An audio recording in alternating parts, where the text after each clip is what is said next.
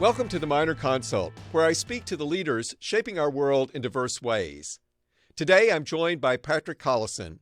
He's the co-founder and CEO of Stripe, a technology company that provides payment processing software for e-commerce and powers millions of online businesses around the world. An accomplished entrepreneur, Patrick started his first company as a teenager and has been a leader ever since at the intersection of finance, technology, and the life sciences. I'm delighted to welcome him to the Minor Consult to discuss his journey to becoming an entrepreneur, Stripe's evolution with the changing technological and economic landscape, and his vision for accelerating discovery-based scientific research. Patrick, welcome. It's great to have you here today. Thank you for having me. So, Patrick, you grew up in rural Ireland. Both your parents were entrepreneurs. You, I think, traveled 45 minutes each way to school. From a very early age and still today, you're a voracious reader.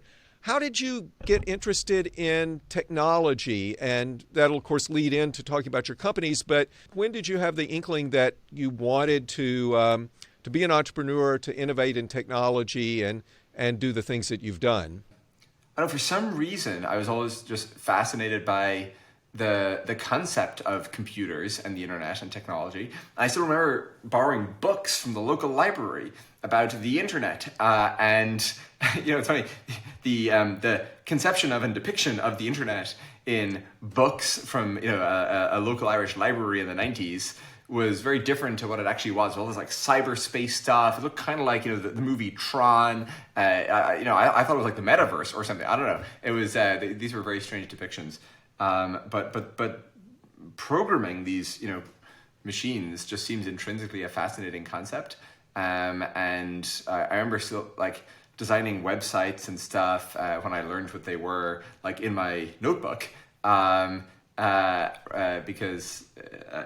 again, at the time we didn't have access to a computer. So hey, just for some reason the concept fascinated me. And then we got a computer, and we eventually got the internet. And my parents actually very graciously or indulgently or something got a satellite internet connection when I was 13. And that was this watershed moment in my life. And I still remember the Saturday where I bought a programming book and sat down to write my first kind of proper code, and was immediately enraptured, and just basically have been fascinated by programming ever since. And you wrote your own programming language. You won a national exhibition in Ireland. I even read that at the age of 16, an Irish publication deemed you the brightest redhead in Ireland. I don't know if a compliment or a backhanded compliment or what. But. Well, as a former redhead myself, we can relate to that. But then you and John, your brother, I think 2 years younger, started working together on company formation. You founded your first company. Can you tell us about that first company? And then, of course, that leads into to Stripe. I had this spare year, so I decided to take a leave of absence from MIT and start a company. And as I was thinking about who are the smartest people I know, or at least the intersection of that set and the set of people who might plausibly agree to work on a company with me, I thought about various classmates and so on, but John, my younger brother, ranked very high on that list, and I thought it'd be kind of fun to work with him. So he, I guess I just turned 18. He was 16. And so we decided to start this little website. It was going to be basically a secondhand used goods marketplace, where, I think this is one of those ideas that young people are often, compelled by because, you don't have a lot of money, and just like it's a kind of obvious thing. Like, why is there no liquidity in used items? It feels like there perhaps ought to be more than there is. And there's kind of Craigslist and stuff, but Craigslist is not exactly, even in 2006 or 7, Craigslist was not, it felt a bit long in the tooth, as did eBay. So we started working on that, and he took a summer off from high school, as he obviously was at the time, and we went from there. That's great. And Then you and John started working on Stripe, I think, in 2010, launched in 2011. And can you describe, and of course now last year, 2022, I think you processed $817 billion of transactions on Stripe. Can you take us through the concept of Stripe, how you found the need or how you identified the need, and then what has been so distinctive about Stripe that has made it such a universal payment processing platform? Yeah, so the company we were just describing, the first company, the used goods marketplace, it ended up being acquired for a small amount by a Canadian company, after which John and I went back to college. We're both now in college in Boston. And we were kind of reflecting on the experience with this first company. And we realized that we had to set up a company and we had to figure out visas and we had to build a product, we did all these things. And yet kind of one of the most frustrating and intimidating parts was getting access to the machinery, just charge our customers. All we wanted to do was to, have our customers type in their credit card details or whatever, and we would bill them. But for sort of historical reasons, those billing capabilities were provided by all these legacy players and banks, and you had to fill out all this paperwork and fax it, and parts of it were in Latin, and maybe not quite, but it felt that way. And so we were kind of in this ecosystem where things were becoming ever more easier to use and kind of faster. You could set up a server in a couple of minutes. You just configure what you want, click create, and suddenly magically you have this new virtual server provisioned by one of these new cloud hosting companies. And so it just seems so weird that you could instantiate, conjure a server in a couple of seconds, and yet these billing capabilities required this really baroque and kind of atavistic feeling sort of intersection or interaction with this other world. And so we thought someone must be solving this, and we were searching around, trying to find the company making this really easy, because obviously they must exist, we thought. And we just couldn't find anyone doing it. And so we decided to build a little prototype kind of for our use and for our friends' use. And we did that while we were in school. And we gave access to a couple of people we knew running small little businesses.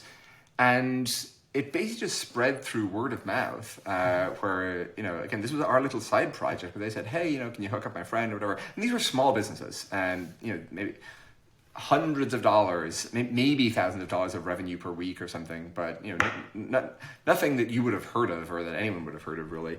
But it grew bit by bit through this. And we decided maybe 6 months into it, even though we'd conceived of it as our little side project, then there seemed to be a bit more there. And in particular, what we realized is, we initially came to this observing, a gap for, not very sophisticated,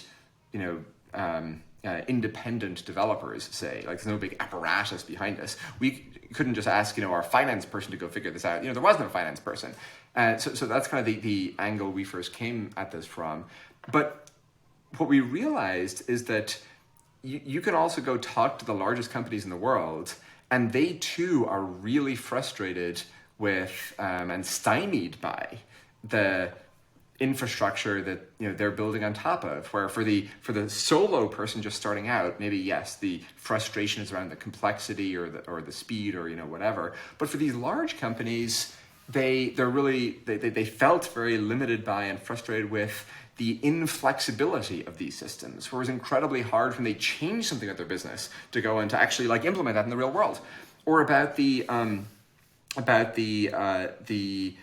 of the lack of geographic ubiquity, where if you're accepting credit cards, okay, fine, that works quite well in the US, somewhat less well in Europe, because a lot of people in Europe don't have credit cards. In right. Places like Germany or France, other payment systems are much more widely used, not to mention the rest of the world. And so kind of by charging cards, you're inadvertently really restricting your set of possible customers in a way that really contravenes the kind of the ideals of the internet. Like the whole promise of the internet is it's universally available to everyone. Maybe with the exception of, the Great Firewall in China or something. But, broadly speaking, the internet is geography agnostic. But as soon as kind of money becomes involved, it becomes very specific in a way that's kind of unintentional. So anyway, we realized that, we thought we were paddling into this little lake, but actually it was this sort of giant ocean where the aperture of the challenges and the problems people faced was sort of so much larger. And we can obviously spend lots of time in it, and many things have happened. But I think that the core thing that we sort of realized with Stripe is that, yes, while it's initially this payment system for developers, that actually what's going on is the world fundamentally needs sort of upgraded economic infrastructure and economic tooling and sort of a platform that's commensurate with the possibilities afforded by the internet. And that's not a trivial thing to do because it spans lots of countries and it's very regulated and it's high stakes and there's fraud and compliance, like so much stuff, right? It has to work at an immense scale and secure, all the things. But it's kind of, it's this question of how do we enable, financial services to intersect with the internet and the cloud, and how do we make it globally accessible to everyone? And so for 13 years now, that's the problem domain we've been swimming in.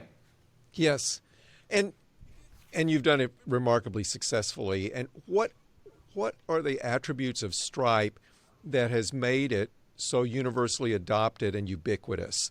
When you think about it, it's analogous to the dominance of search, for example, by Google. But what are the features of Stripe that have led to its widespread adoption around the world, as you just described?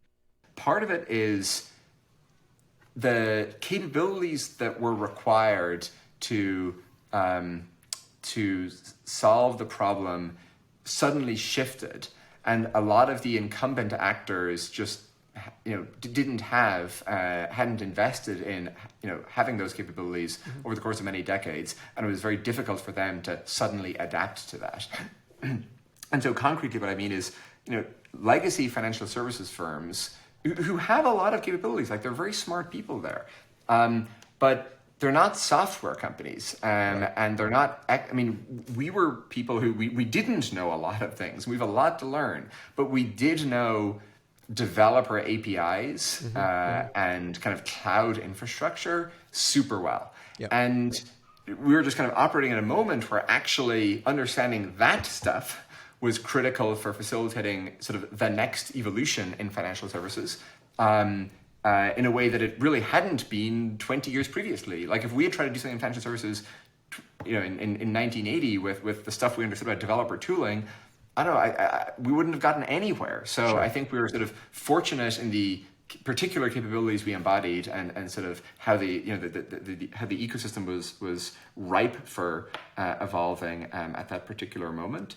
And then I think part of it's about the I always hesitate to say this because I think a lot of people and companies say it. I think the people who say it generally mean it, and it sounds kind of a bit self-indulgently virtuous or something. But we really try very hard to be very user-centric in how we operate. And like that sounds so easy to say, but it's so hard to do. And it's this kind of repeated process of self-flagellation. Like it's interesting. After 13 years, you'd think that Stripe's core functionality would really be pretty honed, and like in certain respects it is. But we have this concept of friction logs where you take some core flow. For us, maybe it's just setting up a new Stripe account. Maybe for you guys, it's going into the hospital for some standard outpatient procedure or something. And you really try hard to adopt a beginner's mind and kind of forget all the context you have as to why things are the way they are. And just note down every little point of even minuscule friction that you have. Yep. Why am I being asked again for this piece of information? I've already told you. Or why am I being asked this question that as a beginner I would have no idea how to ask, or why am I being asked to wait for this thing? Why can't we just do it instantly? So hey, we have this concept of friction logs, and part of what's so striking to me is that even after 13 years, it's easy for us to take a core flow and construct a 4-page friction log of like all the little things that we encounter. We're like, it really could be better. But I think those are great insights. Of course, you're also busy with other endeavors during the pandemic. In addition to leading Stripe, you also co-founded the ARC Institute, formally launched in late 2021. The ARC Institute collaborates with us at Stanford, UCSF, and Berkeley. And Patrick, can you talk about what your thought? You have a lot of thoughts on how to fuel, empower, accelerate discovery-based research, and what drove you to create a nonprofit research organization, and what's your vision for the ARC Institute, and what's been the focus so far? Yeah, so we worked on a project during the pandemic called Fast Grants. Yep. And we don't need to kind of recapitulate the full history of that, but basically what it did was provide, as the name suggests, these really rapid turnaround grants for COVID-related research, launched in April of 2020 with the goal of uncorking some of the hopefully highest impact or highest potential impact work that could help ameliorate things. And we learned a couple things from that. One was, the NIH is, and it might seem weird to suddenly invoke the NIH, but for those in the field, of course, that the NIH is the hegemon here. The NIH is the city, and we're all building our little buildings and stores and cafes and so on in this NIH world. The NIH's budget is $47 billion a year. It's by far the largest science funding entity in the world. It's I guess, as the statement implies, it is also the largest in the US. And people might not know, people listening, that by comparison, the NSF's budget is 13 billion. So it's not just the NIH is bigger; it's a significant integer multiple bigger. Yep. So basic biomedical science in the US is overwhelmingly funded by the NIH, and so that means that the vibe of our city and the zoning and the policies and so on are very substantially informed by its mechanisms, and those mechanisms are configured for peacetime, so to speak, and not for the kind of exigencies and urgencies of a global pandemic. And so hence Fast Grants made several, or 190 grants, I think, and we're very happy with some of the work that was able to enable. So what we learned from that was, that there are opportunities to do things that the NIH might not be itself configured for. And that's fine, in that no single organization can be configured to do everything.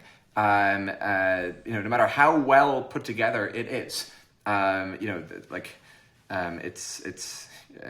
it has a shape, and there'll be opportunities sort of around it. So that was the first thing we learned.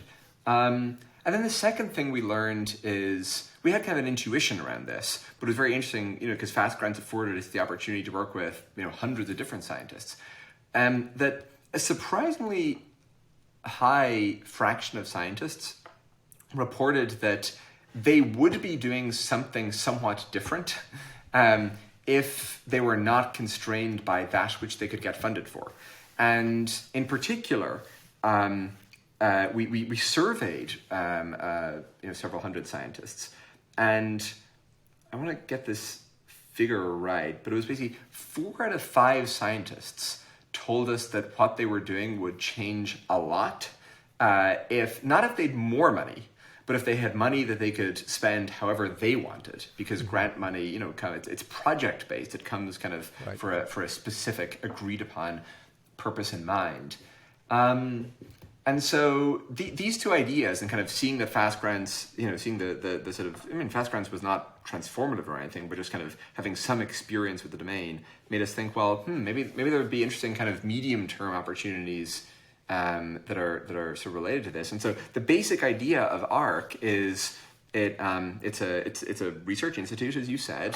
The building is next to Stanford, on just off Page Mill in Palo Alto, and it pulls together biomedical faculty in partnership with these three universities that you just mentioned. And it would be remiss of me not to give you and Stanford an acknowledgement for being so formative in the earliest conception of this. And ARC would not be here without your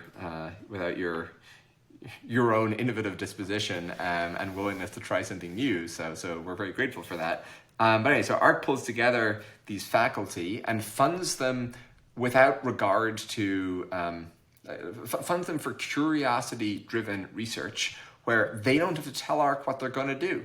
They set the research agenda.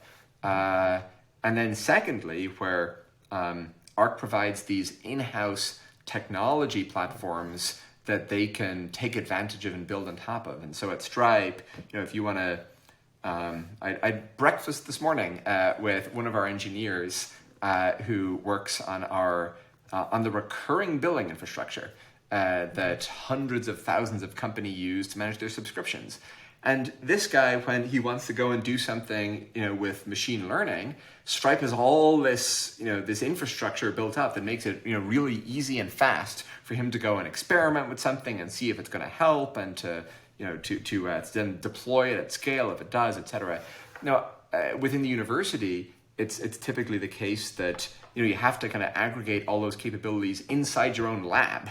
Yes. There isn't sort of the same kind of idea of infrastructure teams that you can collaborate with. And so the second thing that ARC does is for certain areas like certain animal models or for functional genomics or certain kinds of microscopy and so on, or indeed software engineering, we either do or will have those teams internally so they can kind of then collaborate with the faculty on their curiosity-driven agendas.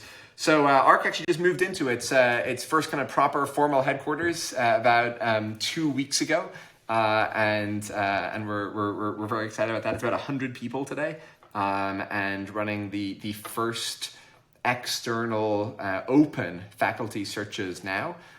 So we're excited where it's going. It's very exciting.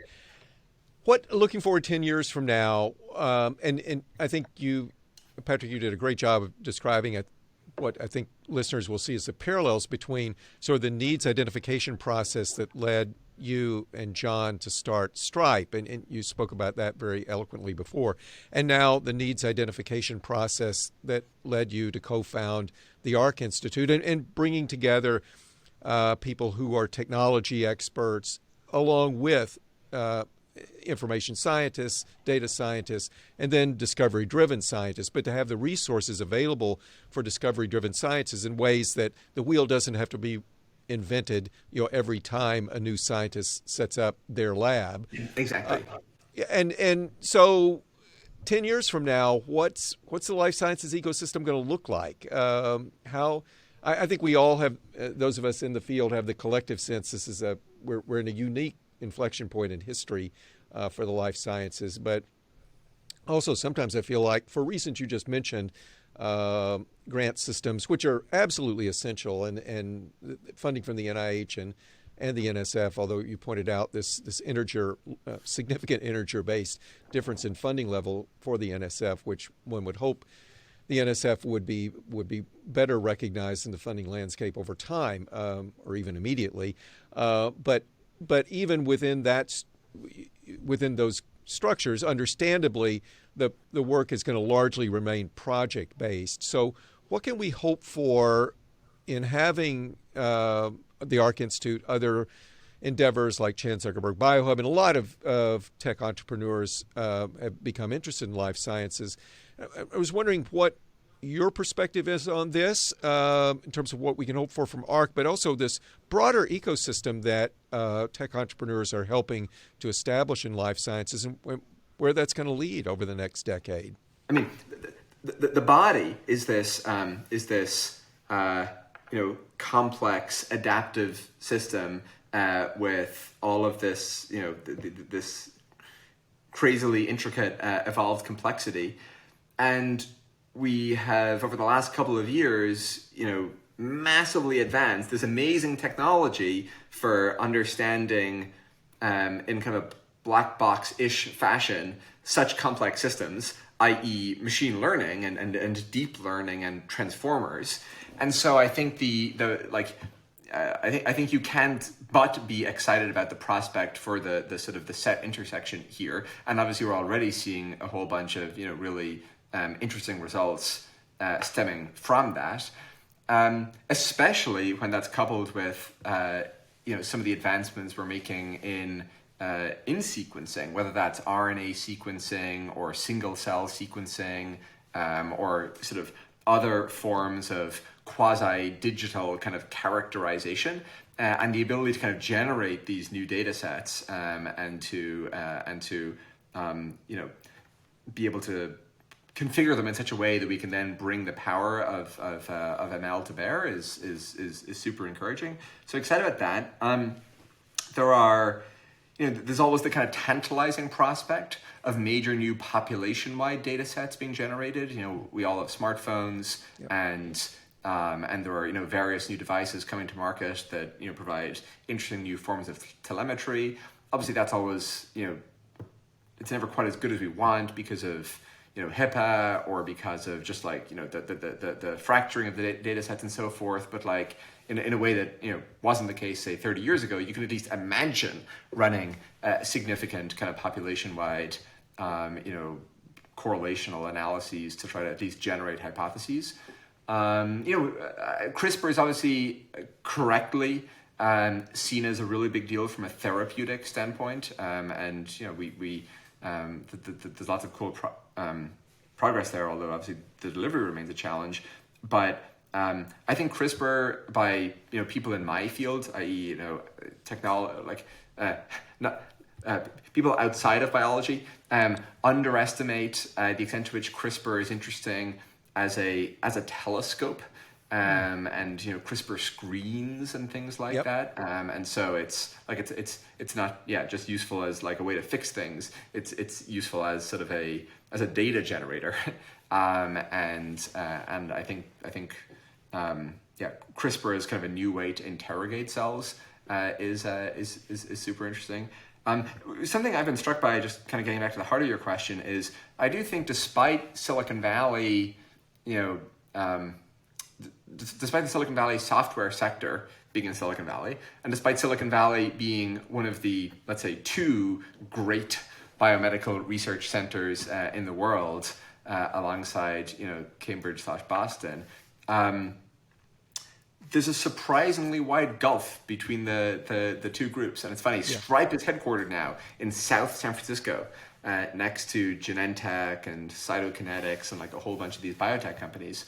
And it's always reminding me that you can spend a long time in the Silicon Valley software ecosystem and not even realize necessarily that biotech in the Bay Area is as preeminent as it is. Yep. And look, Silvana, my wife and one of ARC's other co-founders, who herself is a professor at Stanford in the biochemistry department, I would not have, I would not be doing ARC absent her. I wouldn't have known what to do. And so, we have a very kind of particular way to kind of bridge that cultural divide. But something we often talk about is what are the opportunities to do more of that, and to, now I think because of the ML things we just discussed, I think there's more interest in and appetite among the biomedical people to kind of have the software expertise, and just given the fact that we're all humans, I think there's an innate intrinsic interest from the software folks in better understanding biology. But again, despite us kind of bumping into each other at Coupa Cafe, or rather passing by each other at Coupa Cafe, right. I think it's like high energy physics, where you have all these like scattering experiments, but it's kind of very sensitive to the parameters. Do you fly through the material, or do you actually interact? Where how can we have more interaction among all these kind of Bay Area molecules? If we transition just for a moment to your thoughts on leadership. So, Patrick, you co-founded your first business as a teenager, and you've been leading organizations ever since. And I'm curious how you feel your personal leadership style has evolved over the years, and what key experiences have contributed to your growth as a leader? Well, I'm probably the worst person to ask that question of. It's so hard to. I think it's so hard to introspect honestly on those dimensions.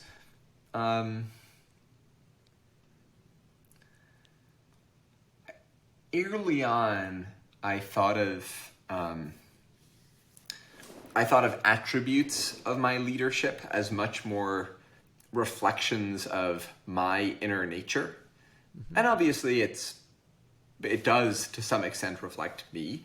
And like, if I have bad judgment, say, then like, does that mean that kind of I in my leadership mode have bad judgment, or does it mean just like I have bad judgment? And it's hard to kind of fully say the former. So how I lead does reflect kind of who I am and my capabilities and understanding and so on, to some meaningful extent.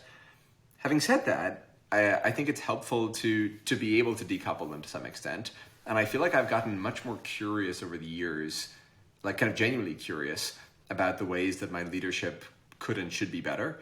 And a friend once used with me the analogy of sort of a mech suit, where they kind of think when they go to work, they're like donning this mech suit. And when somebody points out a deficiency in the mech suit, like they're just the person using it, and so they can kind of be on the same side of the table, and pointing out, it's like, oh yeah, there is that kind of weird dent in the arm. That's not great, and maybe a mech suit is a bad analogy, because the idea is not that you want to be sort of defensive or pugilistic. It's that it's something you wear and wield, as opposed to what you yourself intrinsically are. And so I think maybe when I was 22 or something I was doing poorly, I thought, was necessarily reflective of a deep character flaw that I had. Whereas now I think it's a way in which my golf swing, I don't play golf, but in which my golf swing is deficient. And that's fine. And I'm eager to know what those things are, and try to keep a list of them and get better at them. Coming to appreciate that separation, I think, has made me much more open to feedback, which in turn has hopefully helped me improve somewhat. Well, I think you just summarized, Patrick, why you're such a great, impactful leader, being able to have that insight and being able to be as reflective as you are, and as well as accomplished as you are in your day jobs. And your day jobs are many now. So you've started an internet business, businesses, an institution focused on biomedical research, and now Frontier, which aims to accelerate carbon removal technologies by guaranteeing future demand for them. In a sense, these seem like very different companies taking on different challenges, but I know that there has to be a unifying theme. And can you share with us what that theme or those themes are that have led you in these different, but I suspect very related directions? Well, I have a very deep belief in the importance of scientific and economic advancement, and the world is much less prosperous than it should be, and it's much less prosperous partly because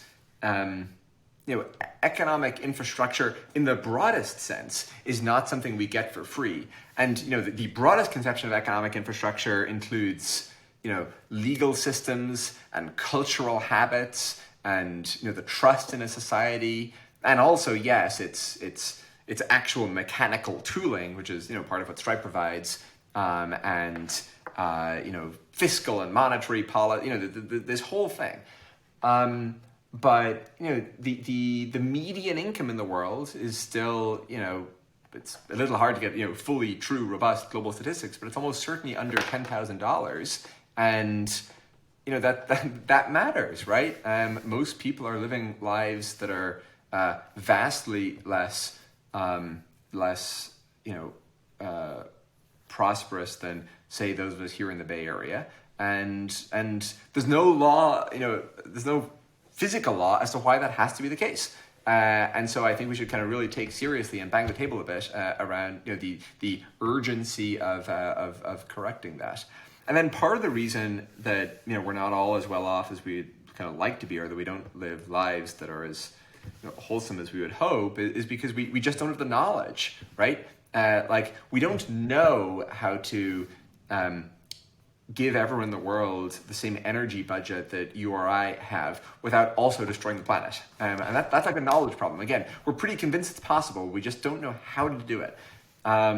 We don't know how to remove the CO2 from the atmosphere that we will need to remove if our current climate models are correct, and if our current emissions trajectory, even assuming we do eventually decarbonize, remains what it is. And obviously your world, there are, I'm guessing hundreds of people, at least dozens, maybe hundreds of people, present at, across the Stanford healthcare system every day with a disease that or a condition we basically don't know how to cure. And maybe we know some things to, help ameliorate it a bit or something, but where we, I don't know, take type 2 diabetes, right? We can manage it for sure, but can we cure it? It's unclear, right? And that's not, some uncommon, obscure thing. And obviously, just go down the list of the most common conditions, and I think the set of things we don't know, particularly in medicine, is just so much larger than the set of things we do.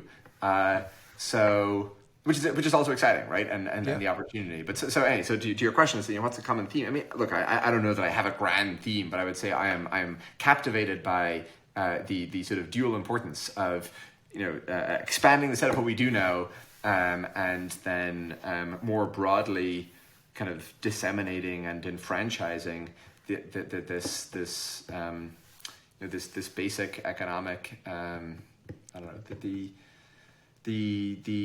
the liberty and the prosperity that we benefit from. I think it really matters. Oh, it certainly does. And Patrick, I want to end with two questions that I ask all my guests. First, what do you think are the most important qualities for a leader today?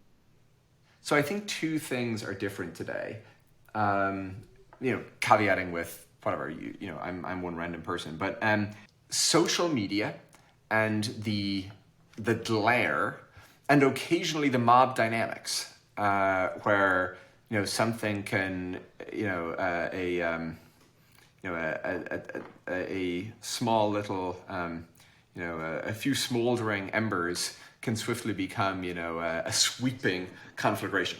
So one, that, and then two, I'm always a little bit skeptical of this because there's a bit of, this is what people always say, but there's a lot of suggestive evidence that there are very significant generational differences, kind of in sheer forces at play today. Yes. Where expectations among different cohorts are wildly different. And actually I was speaking with somebody, I won't name them, but somebody who's taught at Stanford for a long time this week.